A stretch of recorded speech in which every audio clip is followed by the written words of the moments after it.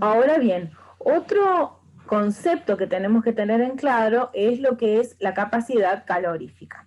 Habíamos definido que el calor era la energía transferida como consecuencia de una diferencia de temperatura que propiciaba que esa energía se transmitiera. ¿Está bien? Es decir, que el calor es proporcional a una fuerza impulsora que sería la diferencia de temperatura. Y la constante de proporcionalidad, que no es tan constante, pero bueno, sería, digamos, la proporcionalidad que me daría entre el calor y el delta T, sería la masa, porque sería la capacidad calorífica, digamos que tiene que ver con la cantidad de materia que me va a estar interfiriendo, o la cantidad de materia de mi sistema, por C. Esta C se denomina capacidad calorífica. ¿Está bien? Obviamente que esto tenemos que tener en cuenta que esta ecuación se escribe considerando que no hay cambio de fase y que tampoco hay tampoco hay reacción química. Entonces, la capacidad calorífica, que sería esta C de una sustancia, es la cantidad infinitesimal de calor necesaria para elevar la temperatura en una cantidad diferencial tiempo. Y se expresa como joules por Kelvin. Esta capacidad calorífica depende de la naturaleza de la propia sustancia y como el calor depende de la trayectoria del cambio de estado, también hay que definir cuál es la trayectoria para definir la capacidad calorífica.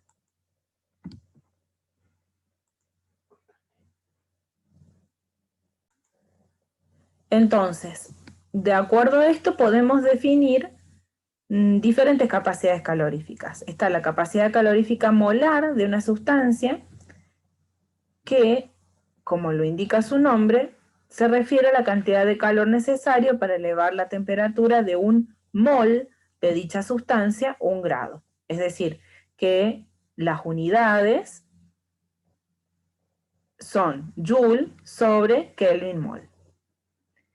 El calor específico de una sustancia, que es la capacidad calorífica másica de una sustancia, es la cantidad de calor necesaria para elevar la temperatura de 1 gramo de dicha sustancia 1 grado. Es decir, para elevar 1 grado de temperatura, 1 gramo de dicha sustancia.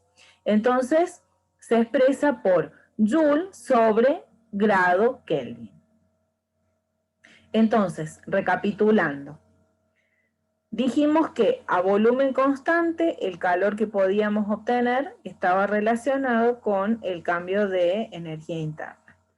Y si hacíamos una consideración de presión constante, el calor que obteníamos en el sistema era igual a la entalpía.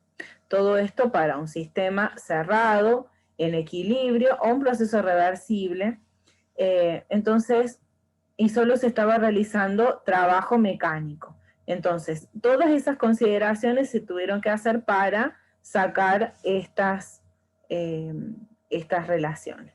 Entonces, de acuerdo a eso, considerando sistema cerrado, en equilibrio, proceso reversible, y que el trabajo solamente corresponda a la energía mecánica, podemos decir que la capacidad calorífica es igual a la derivada de la entalpía con respecto al tiempo, esto es a presión constante, y la capacidad calorífica molar a volumen constante sería la derivada de la energía interna con respecto al tiempo. Entonces, recapitulando, la capacidad calorífica a volumen constante se puede expresar como la derivada de la energía interna con respecto al tiempo, y la capacidad calorífica a presión constante, que es usualmente la más utilizada, es igual a la derivada de la entalpía con respecto al tiempo. Y después, para un gas ideal, podemos realizar una relación entre lo que son estas dos capacidades caloríficas, que es la relación de Meyer, en donde el Cp es igual al Cv más R. Bueno, la capacidad calorífica a presión constante varía con respecto a presión constante varía con la temperatura. En el gráfico se puede ver cómo va variando y cómo podemos realizar el cálculo de la entalpía integrando esta gráfica. Desde una temperatura hasta otra temperatura utilizando el CP que varía en función de la temperatura. Usualmente el CP tiene esta forma de expresarse, es un valor, digamos, en función de la temperatura que va aumentando su coeficiente. Eso se puede sacar directamente de gráficas, son valores que están tabulados, pero son valores experimentales. Y bueno, si nos pasa que tenemos alguna particularidad cuando estamos integrando la ecuación, vamos a tener que cortar esa integral e integrar, por ejemplo, si quisiéramos saber desde una temperatura hasta otra temperatura en la que hay alguna particularidad, como por ejemplo esta es la temperatura de transición de orden-desorden, o tenemos un delta H de fusión o de vaporización entre medio, cortamos la integral, como pasa acá. Desde T1 hasta la temperatura de transición, más el delta H que corresponda a esa particularidad, más el otro pedazo, digamos, de ecuación que vamos a integrar.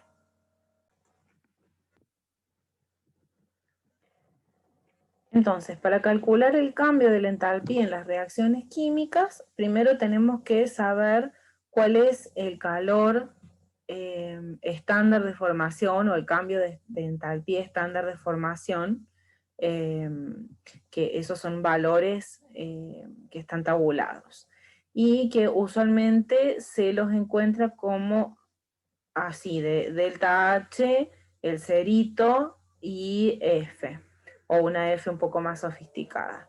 Y el cerito indica estándar. ¿Qué significa estándar? Que está calculado a 298 Kelvin.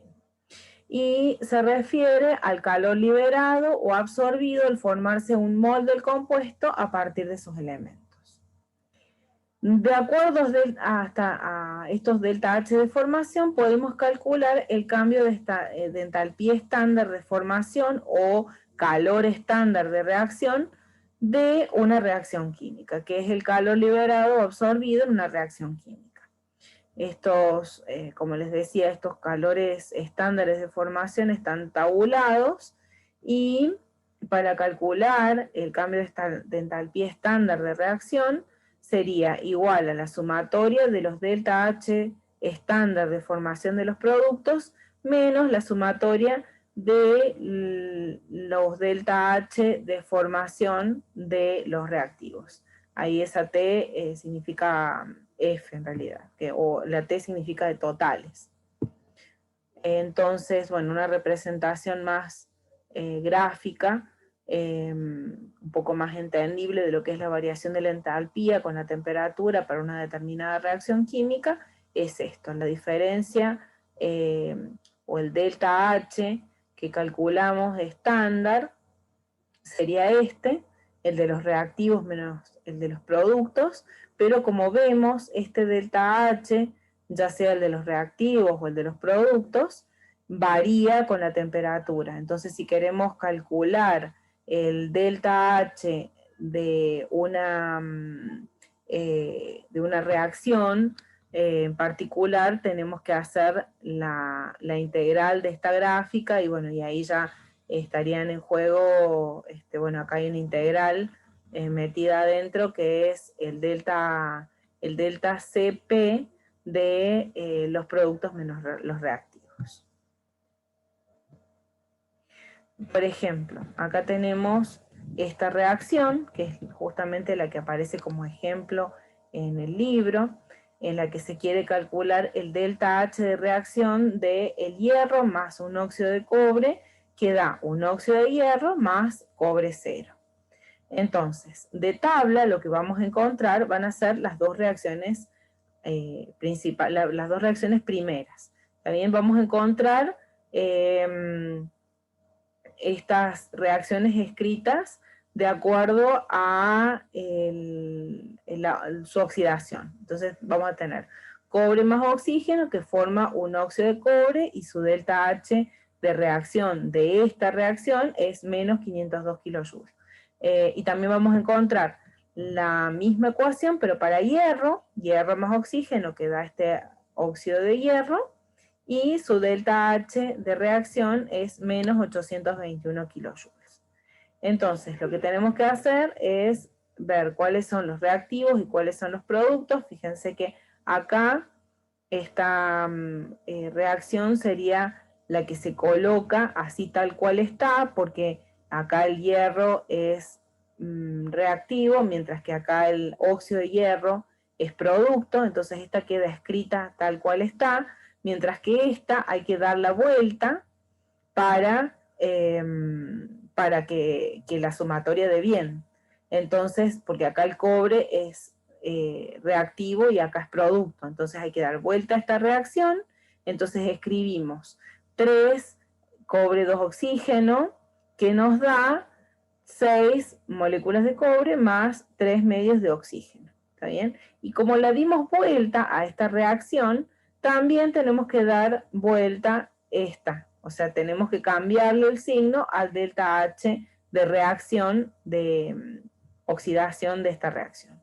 Entonces nos quedaría que el delta H de esta reacción, para calcularlo, sería menos 821 kilojoules, que corresponden a esta ecuación, y le cambiamos el signo a la ecuación primera, y nos queda positivo, menos con menos se hace más, entonces nos queda positivo y nos queda como que es menos 319 kilojoules.